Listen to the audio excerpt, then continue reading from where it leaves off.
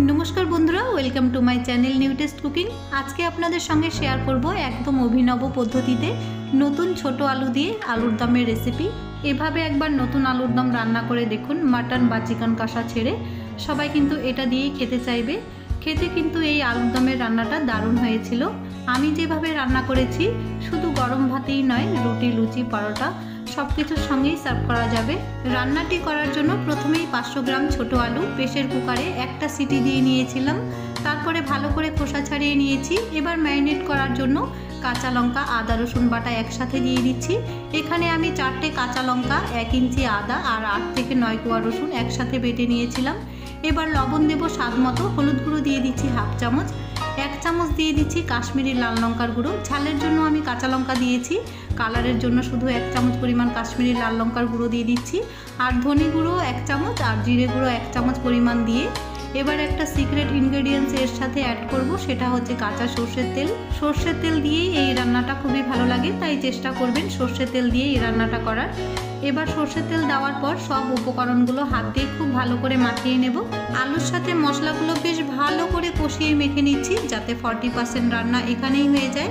মশলার সাথে আলুগুলো বেশ ভালো করে মাখিয়ে নিয়ে 10 মিনিটের জন্য ম্যারিনেটে রেখে দেব। তারপর চলে যাচ্ছি মেন রান্নাতে। প্রথমেই একটা কড়াই বসিয়ে দিয়েছি, কড়াইটাকে খুব ভালো করে গরম করে নিয়ে কিছুটা পরিমাণ সরষের তেল গরম করে নেব। তারপর ফোড়নের জন্য দিয়ে দিচ্ছি 2টো শুকনো লঙ্কা, হাফ চামচ গোটা জিরে। এবার ফোড়ন আসা পর্যন্ত একটু লাল করে ভেজে নিতে হবে।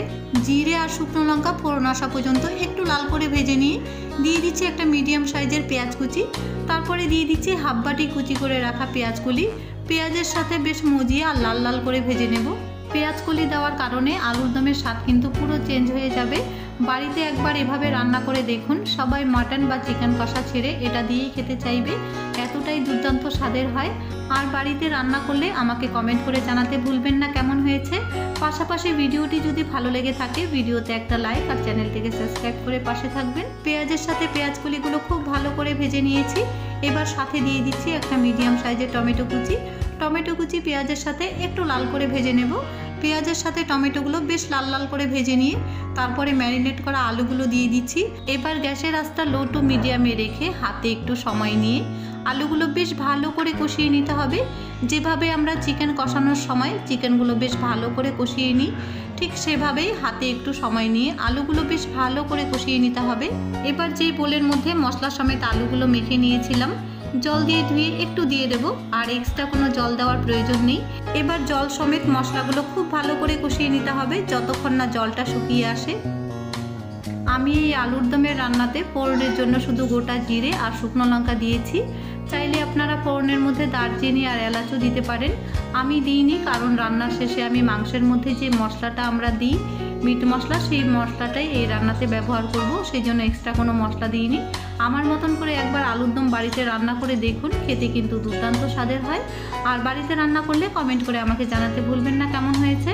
ভিডিওটি ভালো লাগলে একটা লাইক অবশ্যই করবেন, আর পাশাপাশি চ্যানেলটিকে সাবস্ক্রাইব করারও অনুরোধ রইল। আলুর সঙ্গে সব মশলাগুলো খুব ভালো করে কষিয়ে নিয়ে 1.5 গ্লাস পরিমাণ জল দিয়ে দিচ্ছি।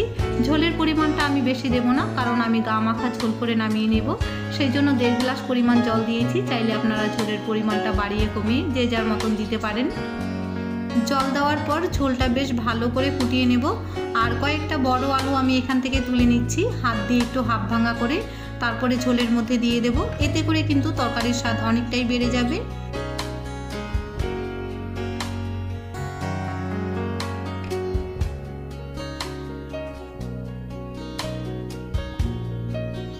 কয়েকটা বড় আলু তুলে নিয়ে হাত দিয়ে একটু হাফ ভাঙা করে তারপরে ঝোলের মধ্যে দিয়ে দিচ্ছি। পাতের মধ্যে যদি হাফ ভাঙা আলু পড়ে তাহলে খেতে কিন্তু বেশ ভালোই লাগে। আলুর দমের ঝোলটা বেশ ভালো করে ফুটিয়ে নেওয়া হয়ে গেছে। এবার টেস্টের জন্য দিয়ে দিচ্ছি অল্প পরিমাণ চিনি। তবে নতুন আলুতে যদি কেউ মিষ্টি খেতে না পছন্দ করেন তাহলে চিনিটাকে স্কিপ করতে পারেন। আর 1 চামচ মাংসের মধ্যে যে মিট মশলাটা আমরা ব্যবহার করি সেই মশলাটা 1 চামচ দিয়ে নিচ্ছি মিট মশলা, আর বেশ খানিকটা ধনেপাতা কুচি দিয়ে দিচ্ছি। ধনেপাতা কুচি দিলে কিন্তু বেশ ভালো একটা ফ্লেভার আসে।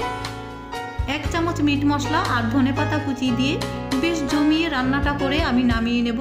রুটি কিংবা গরম ভাতে পরিবেশন করার জন্য নতুন আলুর দমের রেসিপি আমাদের একদম রেডি। আশা করি এই ইউনিক পদ্ধতিতে আলুর দমের রেসিপিটি আপনাদের কাছে ভালো লেগেছে। আর ভালো লেগে থাকলে বন্ধু বান্ধব সবার সঙ্গে শেয়ার করবেন। ভিডিওতে একটা লাইক করতে কিন্তু ভুলবেন না, পাশাপাশি চ্যানেলটিকে সাবস্ক্রাইব করারও অনুরোধ রইল। দেখা হবে পরবর্তী ভিডিওতে।